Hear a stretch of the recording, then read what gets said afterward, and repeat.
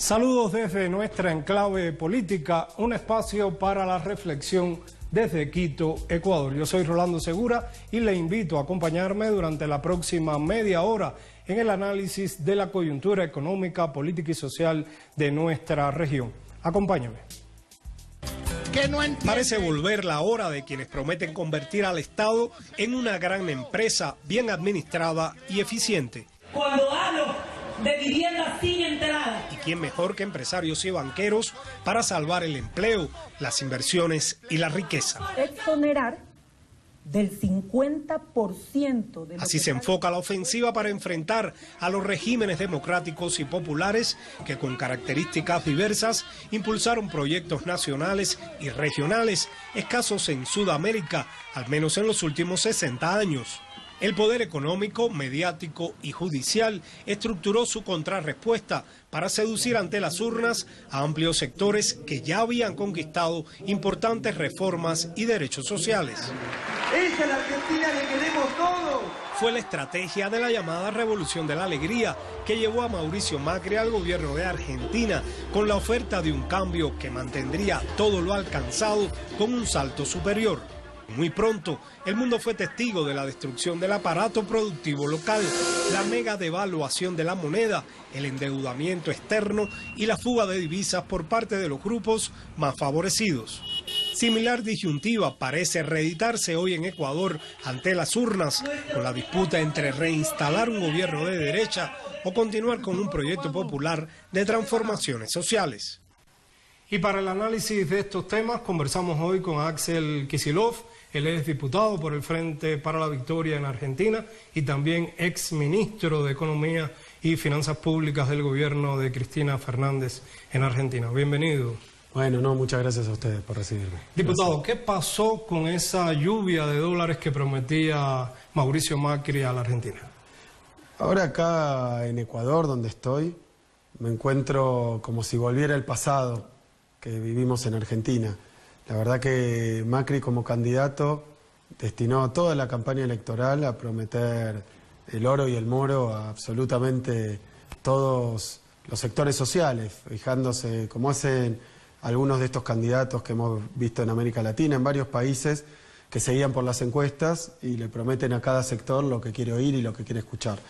Cuando llegó al gobierno, la verdad que ha sido una enorme decepción, no solo porque no cumplió casi ninguna de las promesas, sobre todo las que estaban dirigidas a los sectores populares, a los trabajadores, a los jubilados, todo lo contrario. Su programa económico es un programa económico de neto corte neoliberal y es un programa anticuado además, anticuado e incluso, aunque siempre ha sido malo, diseñado para un mundo muy distinto del que tenemos hoy y se están sintiendo todas esas consecuencias. La verdad que la economía argentina ha dado resultados espantosos. Pero ya ese programa neoliberal se aplicó sin éxito en la región. ¿Qué hizo pensar que eso podría funcionar esta vez? No, yo creo que nada hizo pensar que podía funcionar esta vez. Yo creo que son sectores que se favorecen con esas políticas, pero son sectores minúsculos, minoritarios. Son los sectores financieros, los sectores exportadores, concentrados. Son algunos pocos empresarios que pueden usufructuar de esto, pero la verdad es que esto fracasó y nos llevó a las peores de las crisis.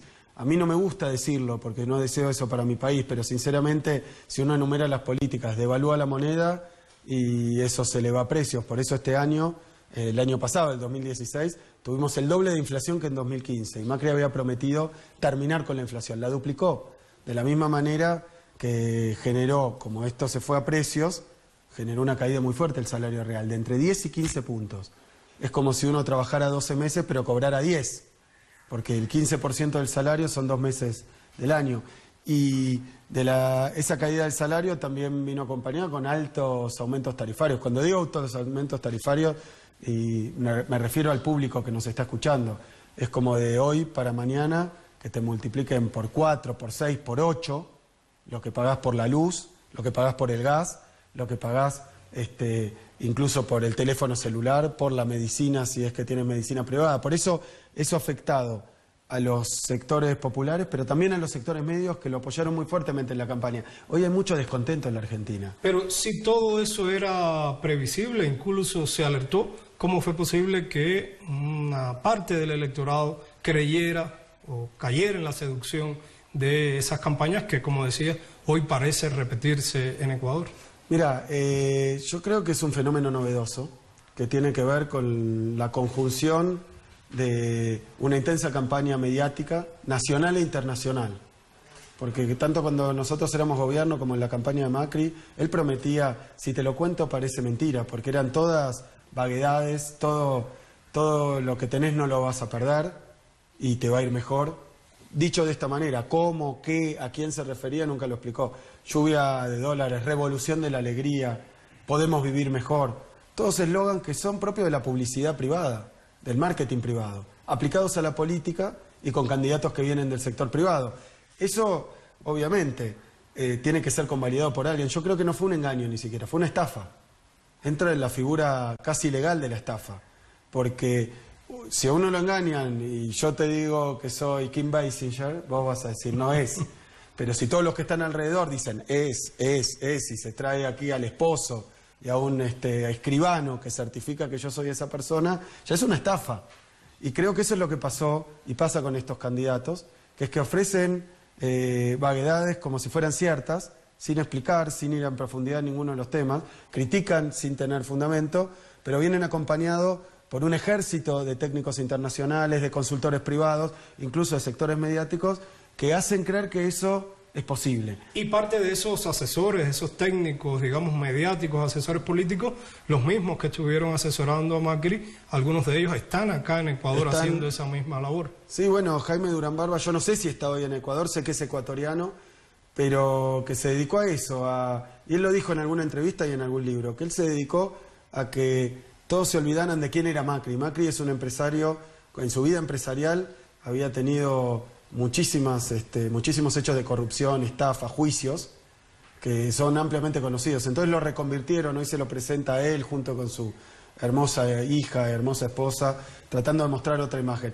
Digo esto simplemente porque me parece que es un armado, una puesta en escena que es muy atractiva y que tiene que ver con la publicidad. Uno a veces mira una publicidad y le da ganas de comprar el producto por cómo está encuadrada y ni sabe por qué. Y a veces ni le hablan de los atributos del producto. Uno se compra una gaseosa pensando que va a ser una persona rica, feliz y joven. Y no es cierto que le va a pasar eso a uno, pero ese es un método de la publicidad. Yo creo que eso se aplicó, pero que vino con una complicidad muy fuerte. Y cuando están en el gobierno, aplican un programa económico que en realidad se aplicó muchas veces en la región, pero que tiene beneficiarios directos. A ver, abren, obviamente, bajan los salarios. Hay parte del sector empresarial que piensa que una reducción de salarios es ventajosa, es una reducción de costos. Abren la economía, entonces quienes se dedican a la importación de bienes se benefician con esto, generan un enorme endeudamiento externo, que es probablemente uno de los factores más preocupantes. Y eso genera, obviamente, ganadores. Los bancos de inversión, quienes prestan, los acreedores, que hoy son prestamistas, aparecen con comisiones extraordinarias. Argentina tomó 65.000 millones de dólares de deuda en un año. Fue el país que más deuda tomó en el mundo, no en solo la región. Y eso, bueno, Argentina con Macri ha incrementado su déficit fiscal. No está mejor. Y en el caso de Ecuador, usted ha sido testigo en estas horas que ha estado acá en esta nación, se intentan vender más o menos los mismos mitos, las mismas narrativas, se eliminarían los impuestos, vendría una lluvia de inversiones. Mira, no es una copia, es un clon. En términos de... Y esto no lo digo solamente por Ecuador, yo he tenido ocasión simplemente de ver algunas declaraciones, son las mismas consignas y son las mismas puestas en escena, y esto ha pasado no solo en Argentina o en Ecuador, ha pasado en Uruguay, ha pasado en Brasil, ha pasado en Bolivia, y se buscan perfiles incluso similares de candidatos que provienen del mundo empresarial, se los presenta como exitosos, como hombres de negocios, y algo tiene que ver con esta cuestión de despolitizar a la sociedad, de que la sociedad no discuta sus temas más importantes, no los debata, sino que vote por la imagen o vote por la consigna vacía. Diputado, le propongo hacer una pausa y regresar en breve para seguir analizando las consecuencias de esa propuesta de marketing electoral en los pueblos de nuestra América Latina. Ya regresamos.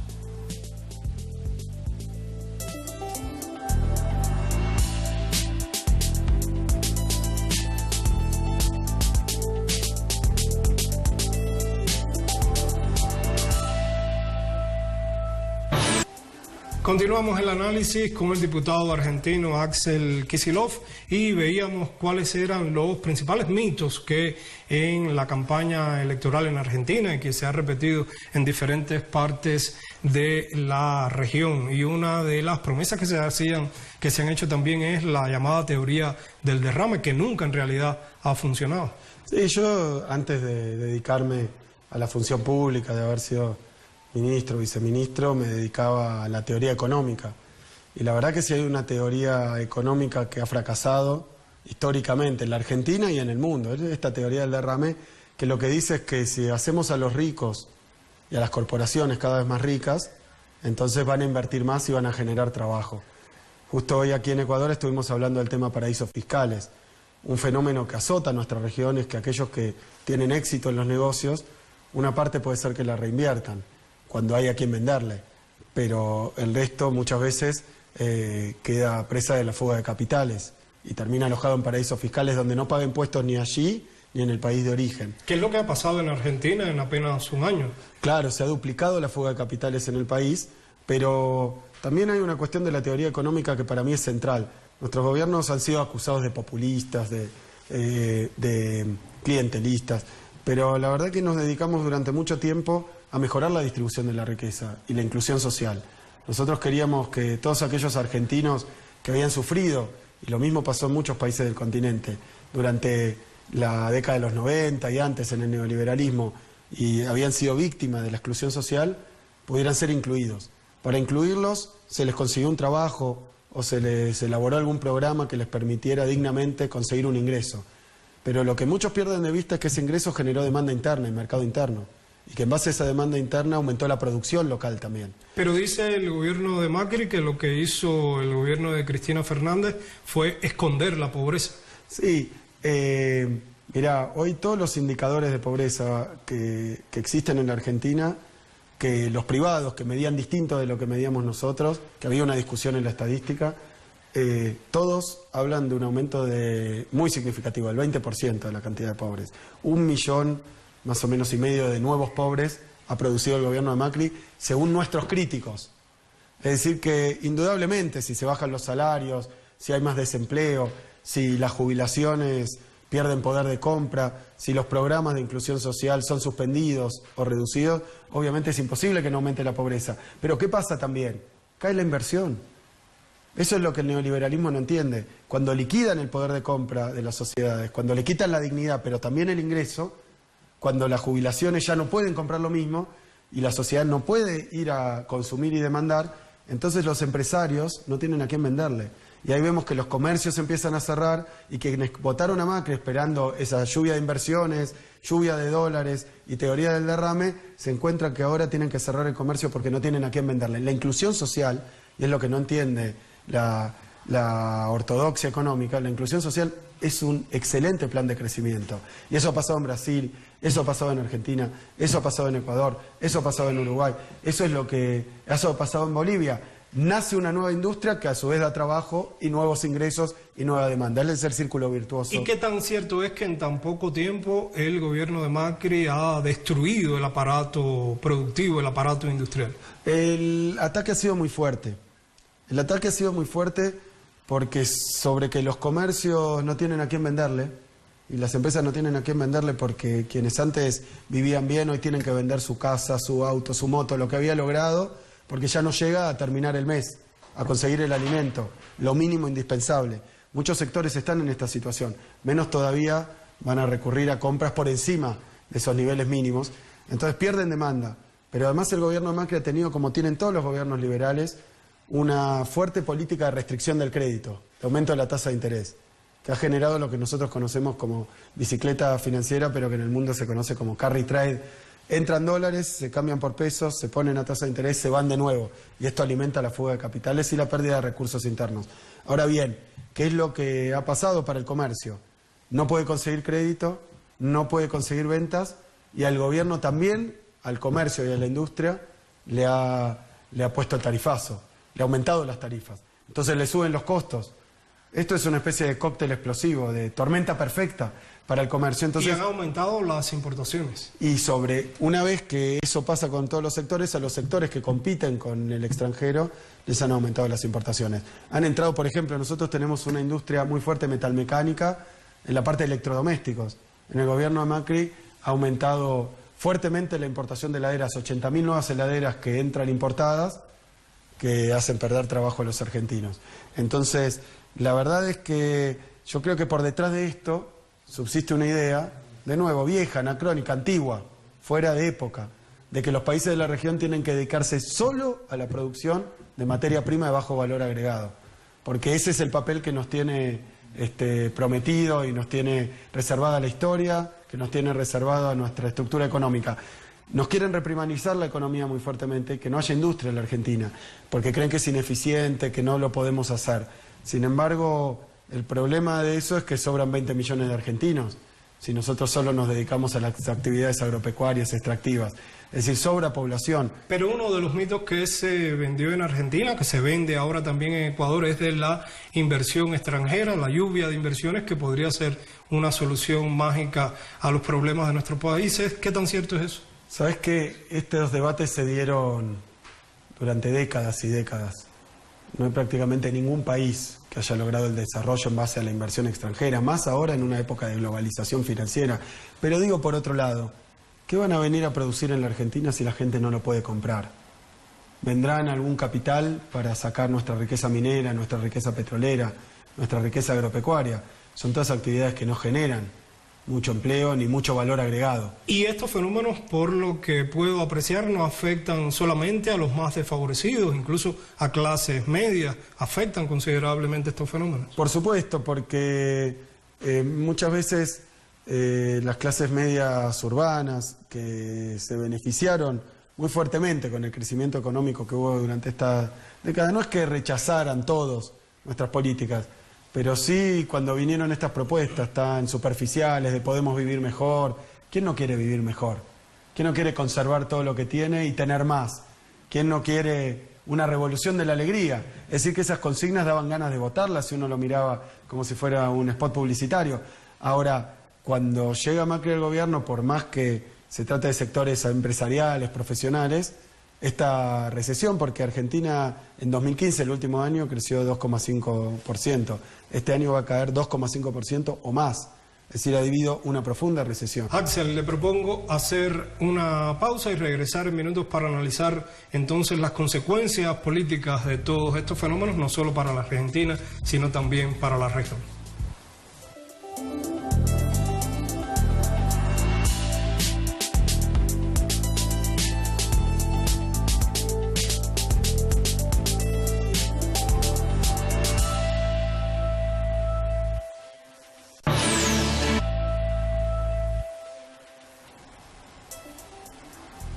Continuamos el análisis en clave política con el diputado por el Frente para la Victoria de Argentina, Axel Kicillof. Diputado, y veíamos cómo Obama hacía muchas promesas a Macri antes de retirarse de la presidencia. La esperanza era que viniera a su continuidad Hillary Clinton, pero llegó Donald Trump. Sí, no, efectivamente, el gobierno de Macri tomó una decisión ya recién asumido, que en términos de diplomacia internacional fue bastante extravagante. Decidió apoyar un gobierno nacional y un presidente de un gobierno nacional abiertamente uno de los dos candidatos en la contienda de Estados Unidos. El problema es que perdió, porque apostó a Hillary Clinton y mostró claramente su preferencia por Hillary Clinton y ganó Trump, que obviamente al mismo tiempo que apostaba electoralmente por los demócratas, estaba tejiendo importantes acuerdos. Macri, como principal política económica nacional y regional, quería llevar al Mercosur hacia la Alianza del Pacífico. Gana Macri, comienza a dar los pasos tanto para debilitar la Unión Aduanera Regional como para aproximarse a la Alianza del Pacífico, obviamente la continuidad de aquel famoso ALCA que quiso imponer Estados Unidos. Pero ahora Trump lo que llama es a proteger su economía. Peor que eso, Trump se corrió del Tratado Transpacífico, no existe más. Macri estaba dirigiéndose hacia un destino que hoy no existe, porque directamente liquidó esta alianza con la región de libre comercio, porque lo que está mostrando Trump en realidad de manera más abierta es algo que ya existía bajo la administración Obama y existe hace mucho tiempo, que es un proteccionismo muy fuerte en los Estados Unidos. Argentina tiene un problema central para hacer cualquier tipo de acuerdo comercial, de libre comercio, que es el proteccionismo norteamericano. Los productos que nosotros le podemos vender a Estados Unidos está prohibido que entren a Estados Unidos hace décadas.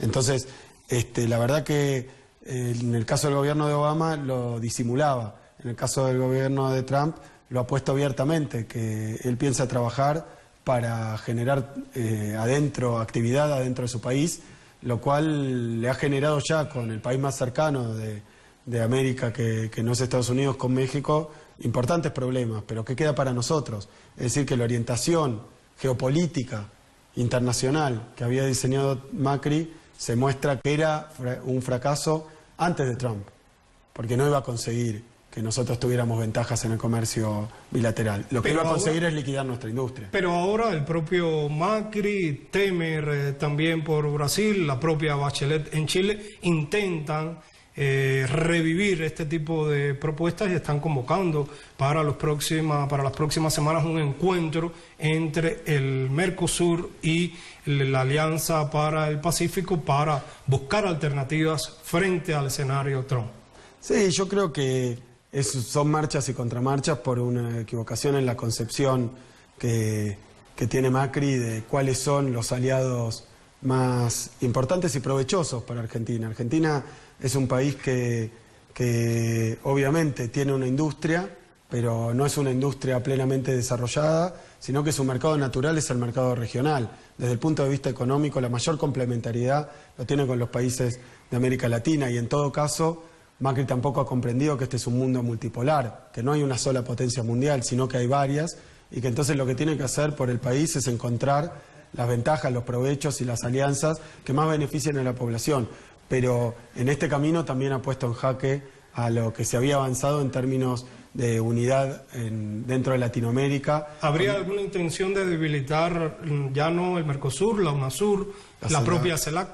Yo no tengo dudas de que eso no figura, fortalecerla no figura dentro de los planes de Macri. Ahora, ¿qué pasa? Como ha recibido un portazo en la cara, va a tener que, como dicen hoy los GPS, va a tener que recalcular los GPS. Y ahora lo encontramos a Macri, y bueno, tratando de dar alguna respuesta ante la enorme equivocación que ha tenido, de la misma manera que en los temas internacionales, con el caso de las Islas Malvinas, que es un reclamo argentino, ya ha dado muchos pasos en falso, donde parece estar prácticamente deponiendo una actitud que era de legítimo reclamo de la soberanía argentina con respecto al Reino Unido y a Gran Bretaña. Yo creo que esta situación además repercute muy fuertemente internamente, porque de la misma manera que ha tratado de girar 180 grados en el programa de integración que llevamos adelante durante tanto tiempo y con tanto éxito, porque el Mercosur se convirtió en el principal mercado de la Argentina en integración comercial. Pero de la misma manera, a nivel interno, la contracara de la desindustrialización, la contracara de la reprimarización y por tanto de la pérdida de derechos y de condiciones de vida salariales y de trabajo, es la represión. La criminalización de la protesta, hemos visto varios episodios, Milagros Salas, la propia persecución a la expresidenta Cristina Fernández. Todo entra dentro de creo yo, del mismo paquete analítico. ¿Por qué?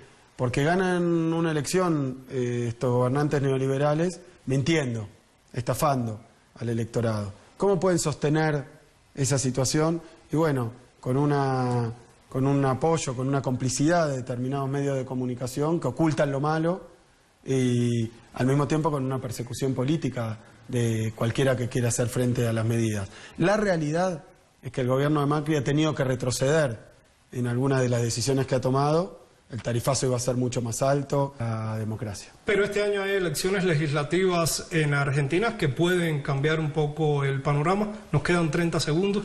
Voy a decirlo con mucha claridad. Macri ganó las elecciones a fin de 2015 con 51% de los votos en el balotaje. Está haciendo hoy lo que está haciendo en el terreno de la política y de la política económica, y la decisión siempre se ha medido así. En una elección que es de medio término, que es una elección legislativa, es un test para el gobierno. Hay que ver si consigue siquiera el apoyo justo que tuvo durante la elección pasada. Yo creo, y esto es lo que muestran las encuestas, que la popularidad de Macri, muestran las encuestas, ha caído más o menos 20 puntos, y de todos los dirigentes y del apoyo al gobierno. Después está lo que ocurra con la oposición. Hoy obviamente la dirigente política más importante de la Argentina es Cristina Fernández de Kirchner.